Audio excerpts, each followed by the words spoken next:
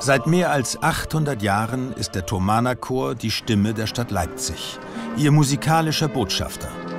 Wie jedes Jahr wird die Aufführung des Weihnachtsoratoriums von Johann Sebastian Bach in der Thomaskirche der festliche Höhepunkt des Chorjahres sein.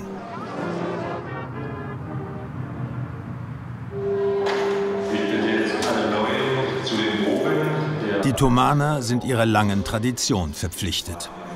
Zurzeit leben 93 Thomaner im Alumnat, ihrem Internat mit angeschlossenem Gymnasium. Die Schüler zwischen 9 und 19 Jahren unterliegen einem streng getakteten Stundenplan, der ihnen Höchstleistungen in ihrer musikalischen Ausbildung abverlangt.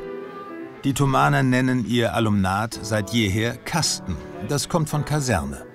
Bis zu 10 Schüler, Jüngere und Ältere gemischt, wohnen auf einer sogenannten Stube in einer Art Wohngemeinschaft zusammen. Sie soll ihr zweites Zuhause sein. Jede Stube hat einen Gemeinschaftsraum, ein Bad und 3 bis 4 Schlafzimmer. Die Älteren haben die Verantwortung für die Jüngeren. Der Kantor des Chores, Gotthold Schwarz, probt heute für die allwöchentliche Motette eine Graduale von Bruckner.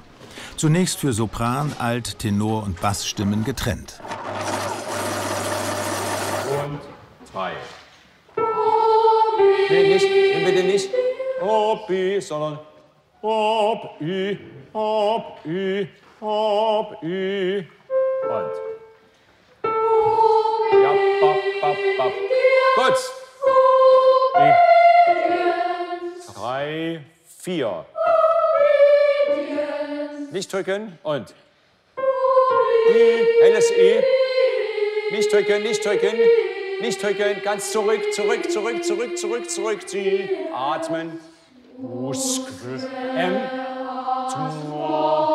Zurück, zurück, zurück, zurück. Alles ein bisschen zu tief, liebe Leute. Wahrscheinlich sind das die Blinzen, die da im Magen liegen. Vor jedem Mittag- und Abendessen wird ein Choral gesungen, dirigiert von einem der beiden Präfekten. Jede Mahlzeit dauert maximal 15 Minuten. Für die Kleinsten beginnt um 20:30 Uhr die Bettruhe. Geweckt wird um 7 Uhr, mit Musik, die sich die Schüler selbst ausgesucht haben.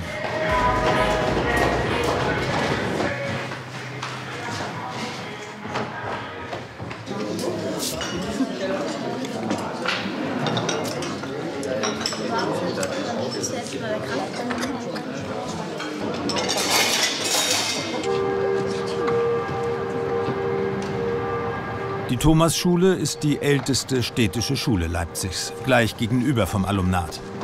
Im Gegensatz zur rein männlichen Chorgemeinschaft teilen die Thomaner ihre Schulzeit auch mit Mädchen. Das Alumnat stand noch direkt neben der Thomaskirche, als Johann Sebastian Bach 1723 das Kantorat des Thomanerchors übernahm.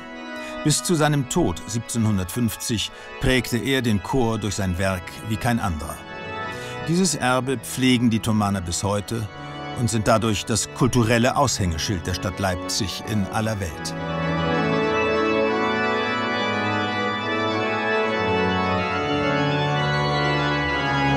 Soli Deo Gloria, nur der Ehre Gottes, widmete Bach seine Kompositionen. Als Lutheraner sah er in der Musik ein Geschenk Gottes. Heute ist er eine Art Star für Touristen, eine gut gefüllte Marktlücke und allgegenwärtig im Herzen Leipzigs. Heute Abend ist der festliche Höhepunkt des Chorjahres. Wie jedes Jahr ist das Weihnachtsoratorium seit langem ausverkauft. Nur wenige Schritte vom Weihnachtsmarkt entfernt strömen jetzt die Thomaner, die Musiker des Leipziger Gewandhausorchesters und die Besucher zur alljährlichen Aufführung von Bachs Weihnachtsoratorium in die Thomaskirche.